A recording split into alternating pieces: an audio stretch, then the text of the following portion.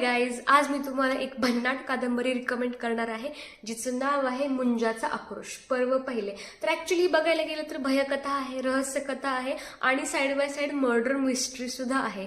या कादंबरीमध्ये नुसते खून होत असतात. ओके, इथून तिथून इतके मर्डर्स होत राहतात.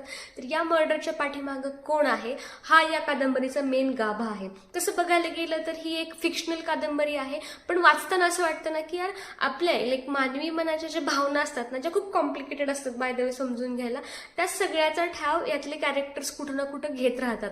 म्हणजे आपल्या मनात कशी भीती असतात ना की जवळच्या व्यक्तीला गमवायची भीती असते, कोणाला ब्लॅक मॅजिकची भीती वाटते, तर कोणाला अंधाराची भीती वाटते, तर कोणाकोणाला असं वाटतं की यार माझं सगळं ऐश्वर्य, माझं सगळं वैभव संपून जाईल.